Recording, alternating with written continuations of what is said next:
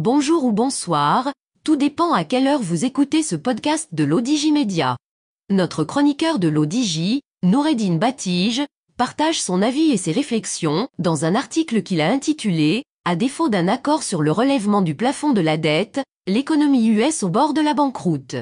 Alors écoutons-le dans ce podcast. L'auteur démarre son article ainsi. À défaut d'un accord sur le relèvement du plafond de la dette, entre démocrates et républicains, l'économie US s'expose à un sérieux risque. Celui d'une potentielle banqueroute. Une situation inédite dans la mesure où cette quête d'un éventuel compromis s'opère dans un contexte de campagne présidentielle, qui édicte des règles de conduite qui lui sont propres.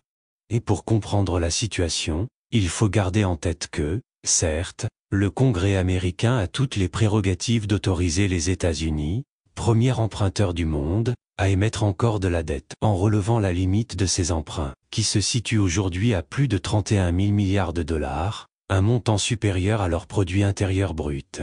Seulement, pour que le Congrès puisse autoriser le gouvernement fédéral américain à s'endetter davantage et éviter par là un défaut de paiement des États-Unis, qui, sans accord, pourrait survenir dans moins de 2 semaines, il faut bien que républicains et démocrates se mettent, préalablement, d'accord.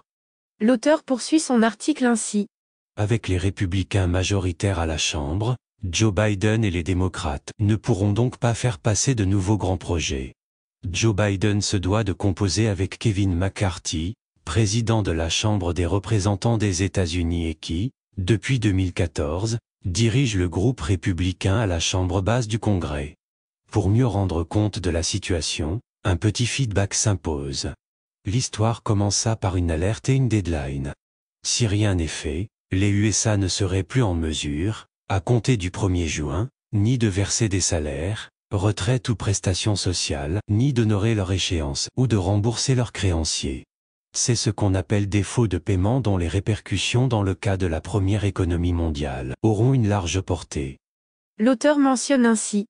Dévoilée début mai, cette date du 1er juin fut maintenue lundi dernier, avec les informations supplémentaires, désormais disponibles, avait indiqué la secrétaire au Trésor, Janet Yellen dans un courrier au chef républicain de la Chambre des représentants Kevin McCarthy qui, le lendemain, devait rencontrer le président Joe Biden, pour tenter de trouver un accord sur le plafond de la dette.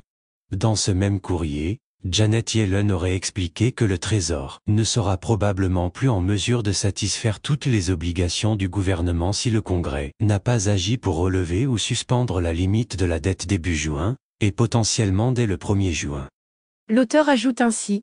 Mercredi, le président Joe Biden s'est dit confiant quant à l'aboutissement d'un tel accord, assurant qu'un défaut de paiement des États-Unis sera évité. À en juger par une dépêche AFP datée du Washington, Joe Biden, lors d'une brève intervention à la Maison-Blanche avant de partir pour le Japon où il devait participer à un sommet du G7, aurait précisé que les responsables du Congrès, avec qui il a eu une réunion mardi, étaient d'accord pour éviter un défaut de paiement des États-Unis.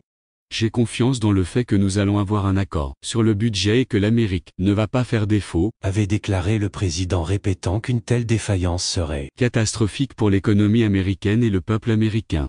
On va parvenir à s'accorder parce qu'il n'y a pas d'autre alternative que de faire ce qu'il faut pour le pays, a continué le président ajoutant que les négociations portaient on fait sur les lignes du budget et non pas sur l'idée qu'il faut ou non rembourser nos dettes.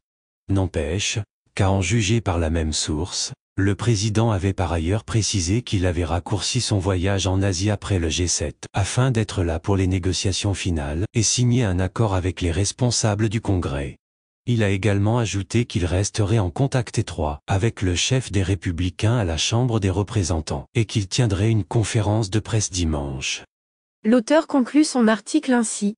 Pour sa part, Kevin McCarthy s'est déclaré mercredi optimiste sur la capacité à travailler ensemble. La veille, il avait salué un processus amélioré dans la conduite des discussions dans la mesure où la Maison-Blanche avait dépêché 2 hauts responsables pour traiter directement avec les dirigeants républicains desquels dépend, bon gré mal gré, le destin financier à court terme des USA. À suivre. Rédigé par Noureddine Batige et lu par l'intelligence artificielle de l'ODJ Média.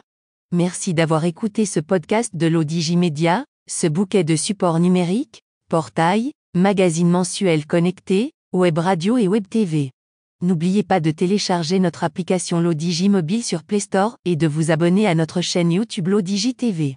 Vous pouvez, aussi, nous suivre sur nos réseaux sociaux, Instagram, Facebook, TikTok, LinkedIn et Twitter. Ou encore, vous inscrire sur notre newsletter quotidienne à partir du portail lodigi.ma. Alors, on se dit au prochain podcast de nos chroniqueurs de Lodigi. Et à très bientôt, si et seulement si vous le voulez bien.